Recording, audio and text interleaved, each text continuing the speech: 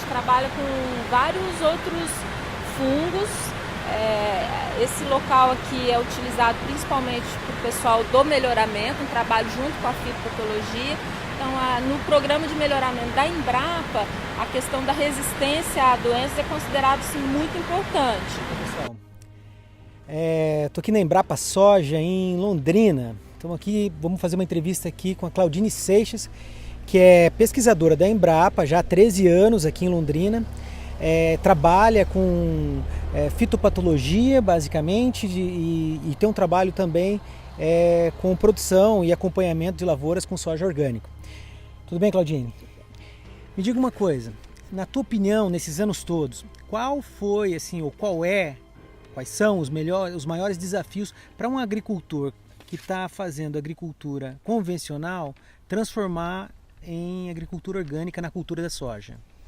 Bom, acho que o maior desafio para o agricultor é a mudança de mentalidade, porque lidar com um sistema orgânico é totalmente diferente de lidar com um sistema convencional. Então, a primeira mudança tem que ser, na verdade, na mente do agricultor. Ele tem que querer fazer esse sistema, ele tem que gostar desse sistema para que ele entre e consiga perseverar nele.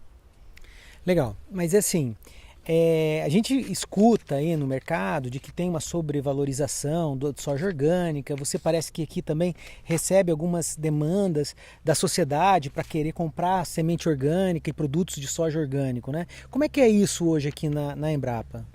A gente recebe bastante esse tipo de consulta, talvez por Embrapa Soja, as pessoas imaginarem que a gente tem essas informações.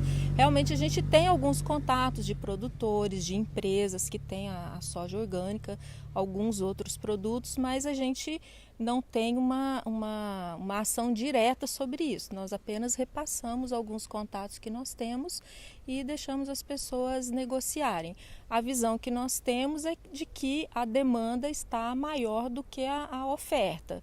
Então tem bastante procura e até onde a gente sabe, os poucos agricultores que nós conhecemos, eles já têm compromisso com algum comprador. Então não é muito fácil achar esse produto no mercado. Já recebemos também visitas de alguns produtores, de algumas empresas que, por não achar o produto no mercado e por terem, por exemplo, uma produção orgânica animal, eles optam por produzir a soja e o milho orgânico na propriedade por não encontrar com facilidade esses produtos no mercado. Digamos assim, eu sou um agricultor de soja convencional, ok? E eu estou interessado em fazer essa mudança agora da minha propriedade. Como que eu começo? Porque a gente, assim, no curso de agroecologia, a gente tem essa discussão constante e tem esse desafio para ser encarado. Como fazer para a gente transformar essa agricultura que hoje é de larga escala numa possibilidade de agricultura orgânica? Como que eu faria isso? Qual seria o meu primeiro passo, na tua opinião? Tem que buscar informação. A gente está vivendo isso nesse momento com uma agricultora aqui da região. Ela tem mantido contato conosco porque ela quer começar a cultivar a soja orgânica. Ela quer que seja no sistema orgânico. Então ela está primeiro buscando todas as informações possíveis sobre tanto a parte tecnológica, o que tem de práticas já disponíveis e que ela vai poder utilizar, quanto até a questão de com quem ela vai comercializar o produto dela. Uma vez que ela colhe esse produto, o que ela faz, para onde ela manda. Então o agricultor ele primeiro tem que estudar tudo isso antes de começar. Na propriedade mesmo, ele deve começar numa área pequena para ele treinar, vamos dizer assim, para ver como vai acontecer na propriedade dele, para ele ir aprendendo e ao longo do tempo ele vai ampliando essa área. Também na questão tecnológica, o maior gargalo ainda é o manejo do mato, das plantas espontâneas. Nós não temos no orgânico um produto orgânico, né, ou aprovado para agricultura orgânica que substitua um herbicida. Então esse tem sido ainda o maior gargalo tecnológico. A parte de pragas ou mesmo do manejo do solo em si, o manejo de doenças, a gente já tem algumas maneiras do agricultor lidar com isso, mas realmente o mato é a maior preocupação. Então, começa numa área onde esse problema do mato já está razoavelmente equacionado.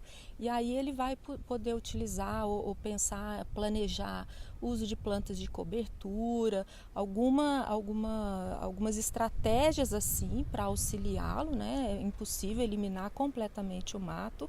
No sistema orgânico também a gente pensa em conviver um pouco com as plantas, você não precisa também eliminar 100%, você elimina aquilo que pode interferir na produtividade da sua cultura. Então não tem necessidade também aí de tolerância zero, tem que examinar aí caso a caso. E na parte de doença e de praga, dependendo da área, ele vai adotar também algumas estratégias para evitar, e temos também algumas que ele pode utilizar no caso da ocorrência, ou se ele já tem certeza que a região é propícia para alguma doença. Em relação a doenças, a primeira coisa talvez seja buscar cultivares, no caso da soja, que sejam mais resistentes a algumas doenças. Então, a principal doença hoje é a ferrugem. Nós já temos cultivares no mercado com resistência à ferrugem. Fazendo uma propaganda, né, a Embrapa lançou uma cultivar que é convencional, quer dizer, não é transgênica, portanto um produtor pode utilizar, que tem gene de resistência à ferrugem.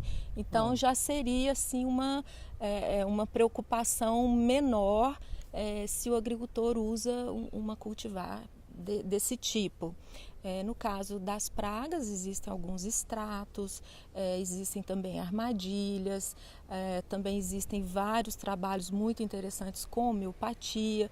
Então, há várias possibilidades. E o que a gente vê, até mesmo em sistemas convencionais, em sistemas não orgânicos, que tratando bem do solo, os problemas depois eles são menores. Então, o fundamental, tanto para o orgânico quanto para o convencional, é fazer um bom manejo do solo, cuidar bem do solo, matéria orgânica, ter estratégias para tornar esse solo rico, e assim ele provavelmente vai ter menos problemas aí com as plantas.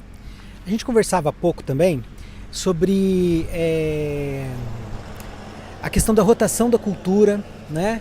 E alguns trabalhos que estão sendo feitos aqui na Embrapa Soja, fazendo rotação principalmente de inverno, mantendo a soja verão como principal alternativa e fazendo a rotação de cultura, colocando outras culturas no inverno.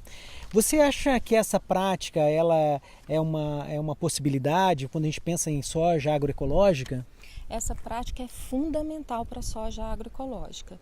Então, quando a gente fala em sistema orgânico, às vezes a gente até pode supor uma monocultura de soja, mas quando a gente fala de agroecológico, não dá para falar em agroecologia sem diversidade de cultivos. Então, isso é fundamental. Então, dos produtores com quem a gente já teve contato, a gente percebe assim, o convencional, ele tem uma certa dificuldade quando você fala para ele ter mais cultivos, para ele ter outras plantas no sistema. O orgânico não, porque ele sabe que isso é vital para o sistema dele. Fazer uma rotação, fazer uma sucessão, modificar isso, né? E ter mais espécies incorporadas no sistema. Esse trabalho que está sendo feito aqui, até ele não é focado no sistema orgânico. Tem, por exemplo, o trabalho tem a inserção de braquiária no sistema, que sem herbicida pode ser mais complicado de lidar.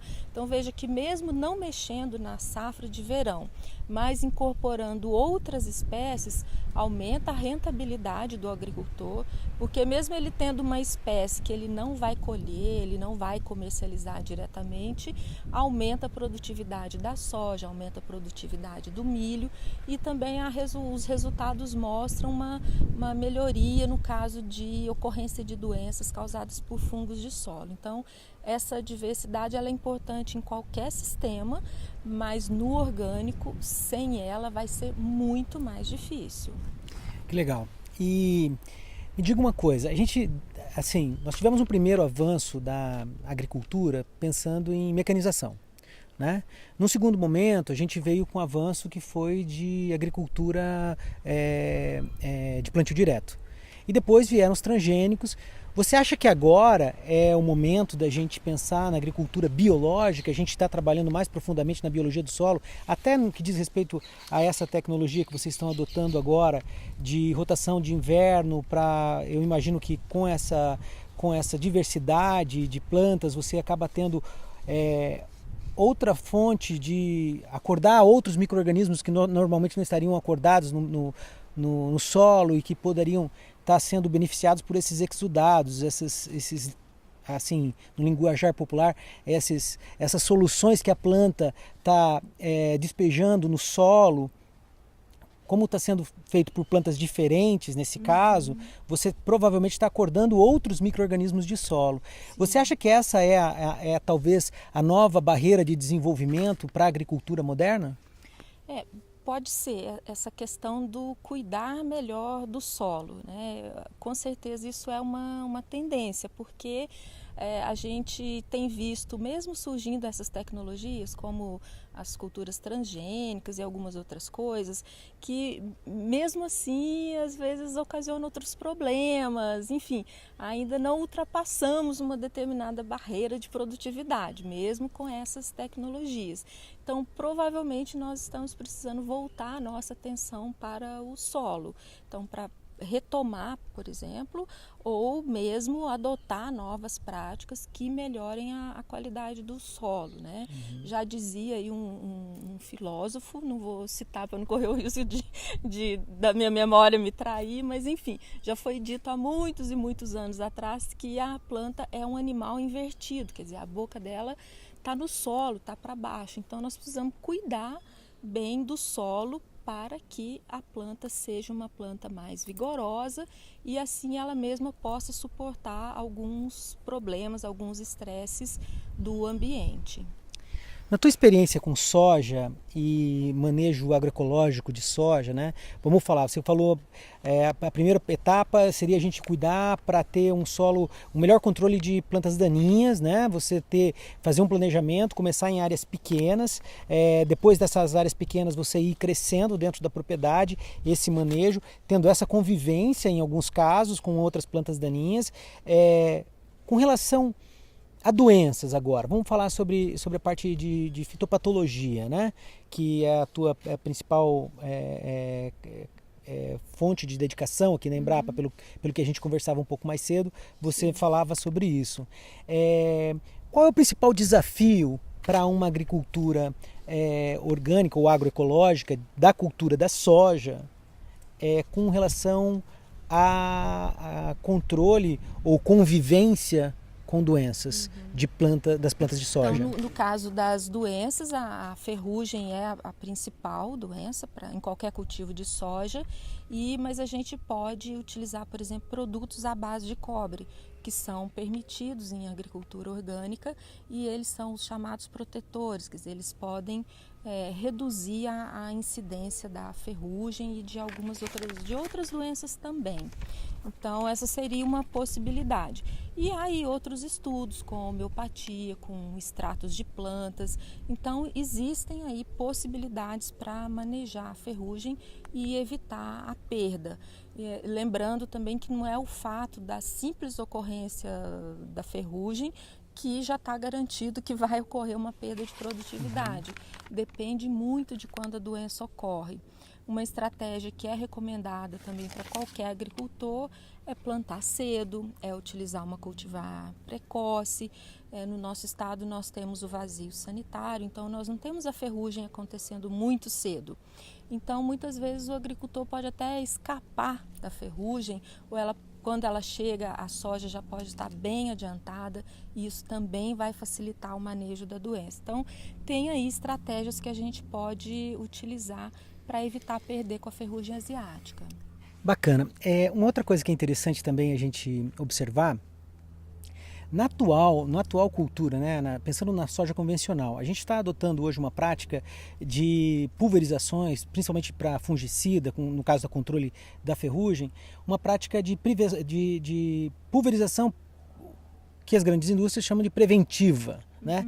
E na verdade, às vezes a cultura não tem nenhuma pinta na folha e a gente está usando o produto de forma preventiva. Esses produtos a gente sabe que não são seletivos, ou seja, eles atacam fungos benéficos e fungos causadores de doença. Como que você enxerga essa atividade ou qual é a tua postura com relação, ou da Embrapa, melhor dizendo, com relação a esse controle que a gente pode chamar de preventivo ou excessivo com relação à doença, à soja convencional? Né? Bom, a nossa posição é que não é necessário, não só a questão do preventivo, a questão é que essa aplicação está sendo muito antecipada.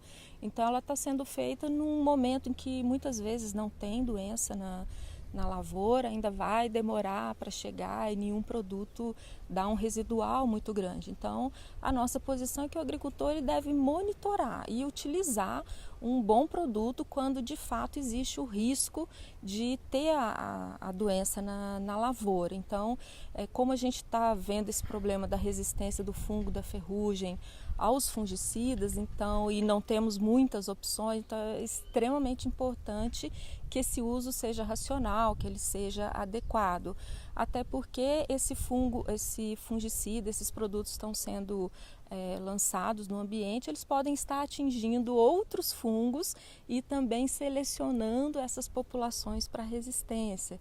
Então pode acontecer em algum momento que um fungo que a gente não estava considerando importante até passe a ser por causa desse uso inadequado dos fungicidas. Então, no cultivo convencional, não temos como abrir mão desses produtos na maioria dos casos, mas pelo menos eles precisam ser utilizados de maneira correta. Ou seja, me parece que, assim, até pelo próprio trabalho que a gente já viu de soja orgânica, né, nós estamos, entre aspas, voltando à agricultura antiga, à agricultura de observação. Né? Você tem uma necessidade de um controle integrado de pragas, de você estar presente na lavoura, avaliar as populações para saber como combater e quando combater. A mesma coisa para as doenças que afetam a cultura da soja. Então, talvez, pelo que eu estou entendendo aqui, a gente fazer essa evolução para o agricultor convencional, chegar num processo de agricultura orgânica, ele começa primeiro adotando essas práticas dentro da sua propriedade, avaliando, aprendendo ou voltando a fazer o manejo integrado de pragas, que foi uma coisa super divulgada e super fortalecida no cultivo da soja, principalmente no Paraná, em anos anteriores, e que agora, de uma maneira geral, as pessoas, entre aspas, meio que esqueceram, né? Eles não estão, a gente está com o pacote tecnológico mais ou menos setado e acaba usando esse pacote tecnológico. Isso é uma percepção particular, né, com relação à agricultura que está aí posta. Na tua opinião, assim, essas cultivares que você falou, resistentes à ferrugem, elas já estão disponíveis no mercado para o agricultor? Sim, mas até então a maioria é transgênica. É por isso que eu aproveitei para fazer essa propaganda de que a Embrapa lançou agora uma cultivar e que ela é convencional, ou seja, ela pode ser usada tanto por um produtor orgânico quanto por um produtor que faz o cultivo convencional. Em relação ao manejo de pragas, a Embrapa, junto com a Emater e alguns outros parceiros, tem feito um trabalho já há alguns anos retomando o manejo de pragas e junto o manejo integrado de doenças também. E os resultados são muito interessantes, inclusive muitas vezes já ouvi até o depoimento do agricultor, que ele já não sabia mais quem era praga, quem era inimigo natural, qualquer bichinho que ele visse ele já encarava aquilo como praga.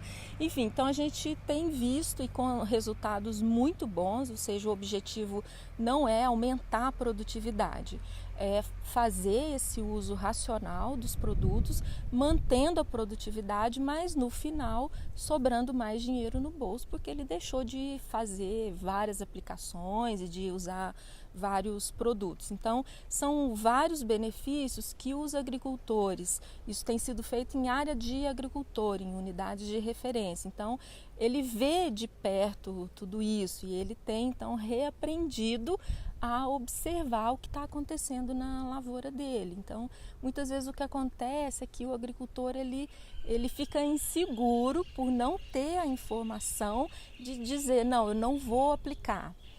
Então ele às vezes é um pouco refém, né? Nossa, investi muito, eu não quero perder, então eu prefiro aplicar preventivo. Só que muitas vezes ele não tem essa noção de que ele aplicando preventivo, por exemplo, o fungicida, ele está eliminando fungos que matariam naturalmente as lagartas. Se ele usa inseticida também muito cedo, ele às vezes está matando inimigos naturais que depois ajudariam a controlar as pragas mais para frente. Então a Emater tem feito esse trabalho com resultados muito interessantes, e não só do resgate do manejo integrado em si, mas até nessa questão do próprio agricultor, voltar a observar e a saber o que se passa na lavoura dele.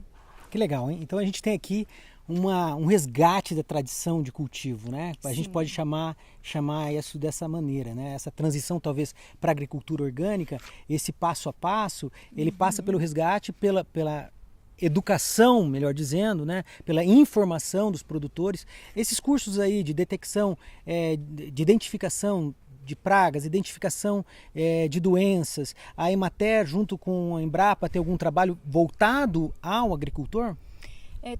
De vez em quando são oferecidos alguns cursos para quem já está participando, e um outro parceiro nesse trabalho é o Senar, e o Senar tem trabalhado mais nessa questão da capacitação de pessoas para fazer esse monitoramento. Então, como eles estão presentes em praticamente todos os municípios, qualquer interessado pode contactá-los. Se tiver uma turma, eles vão dar o treinamento. É um trabalho muito interessante, em paralelo com esse trabalho da Emater e da Embrapa, e eles já estão mostrando resultados semelhantes àqueles do trabalho mais diretamente conduzido pela Embrapa e pela Emater. Então, assim, realmente muito interessante esse trabalho.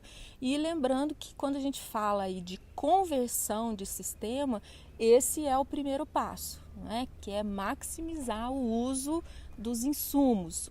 Você utiliza os mesmos insumos, porém de maneira racional, de maneira adequada, aplicando as boas práticas agrícolas.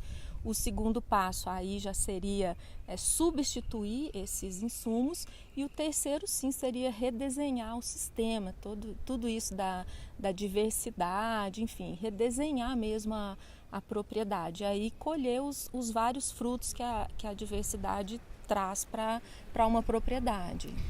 Deixa eu, uma coisa também que é interessante, que parece que você deixou muito claro aqui, o trabalho da Embrapa hoje, ele está bastante focado na rentabilidade, não só na produtividade, no aumento de produtividade, que é a gente sempre vê, o recorde de produtividade é esse, o recorde é aquele, blá blá blá, para cada estado tem o seu campeão de produtividade, mas aqui a gente está tratando de rentabilidade, ou seja, diminuindo o investimento e aumentando a rentabilidade do agricultor.